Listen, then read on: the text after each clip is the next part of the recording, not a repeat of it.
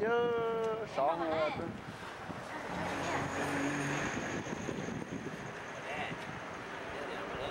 À. Ok sao? Tôi làm gì chú láng rồi nha, hành lui cái gì tôi chơi chế cái gì dạ. Ồ, khó cú. Cú tới hai đứa nè, dạ.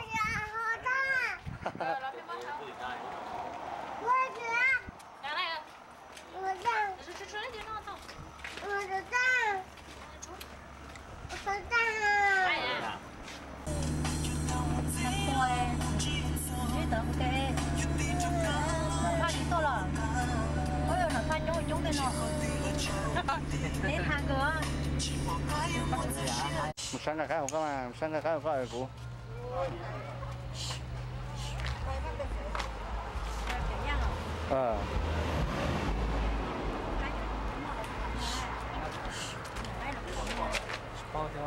Nông chơi cả rồi ư? À.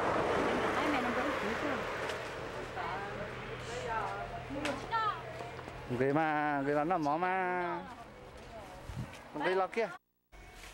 Tài phụ.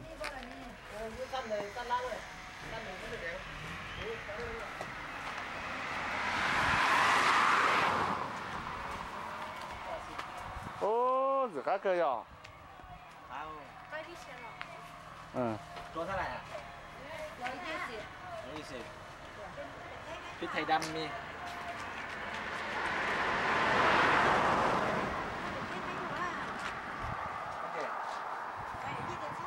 Wow, mà chỉ còn là cho tôi thay từ mà.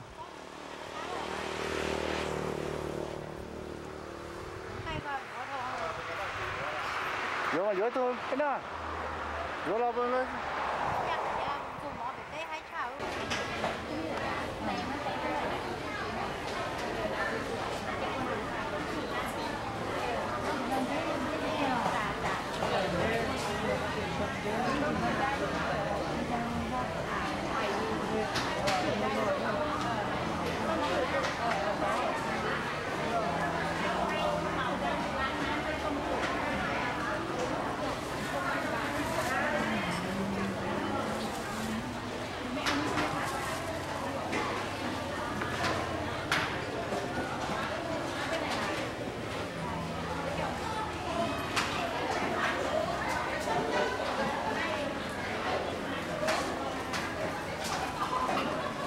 Tao mà tao.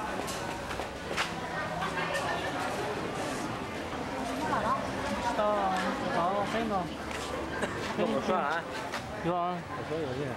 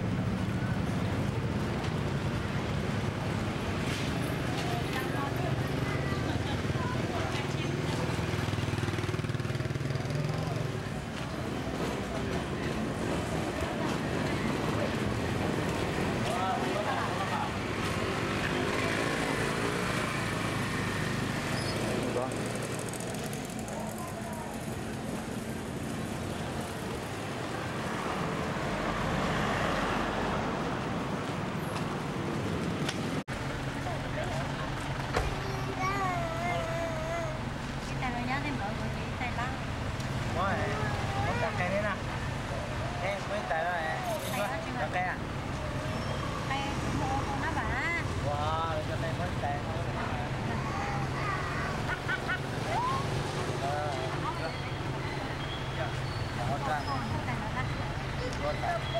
Tên con nó.而且。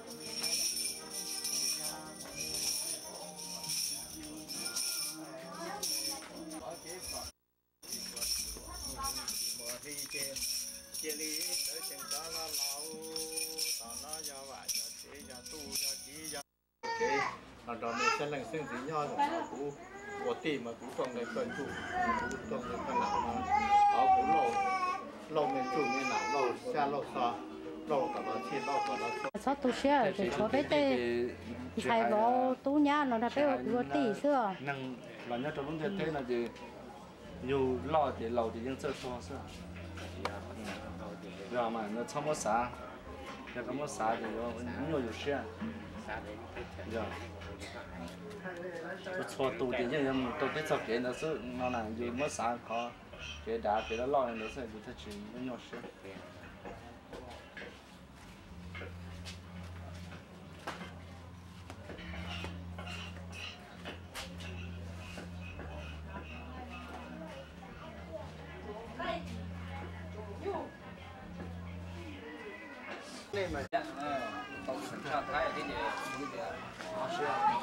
这炖着了，因为做省下台子下来要不要？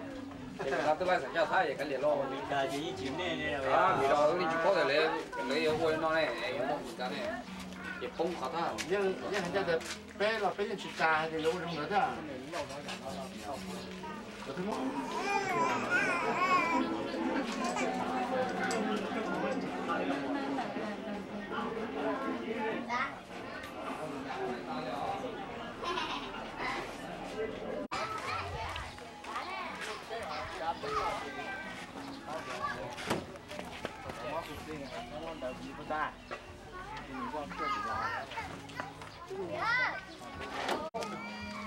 con chế à?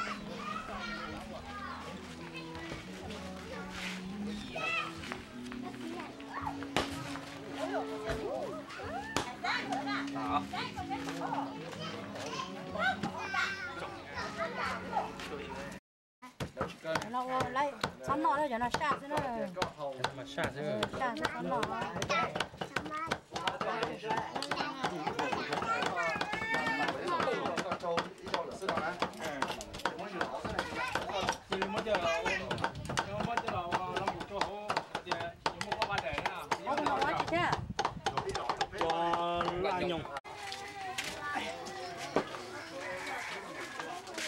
nó cái chín nó mỏ cho thì cũng nọ tà và tà thôi phải mình sấy nhau thôi phải mình sấy nhau về rồi chả lo liền tôi về đến nọ tỏ ta la là về đến nọ tỏ này chứ nào nó chờ lử ý là lửa mà lửa xé đó tay giang phải là có chữ tạ tay giang ta bỏ to thì cũng mua rồi thì sát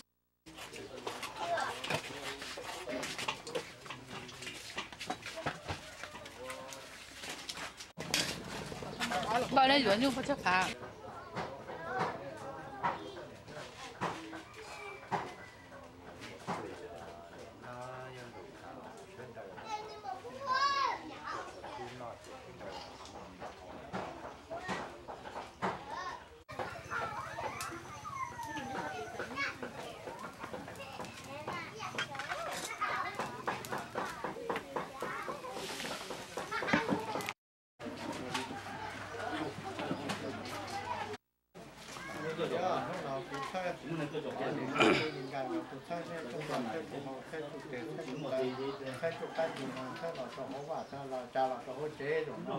còn tiêm món tiêm những đồ mình là ta mà nó cũng chơi lên chủ tiền của các nhiều nông còn nó có cái chơi này dùng để dùng cáiตัวนี้ตัวnóตัวของเราอยู่เนาะใช่nóจะให้ลูก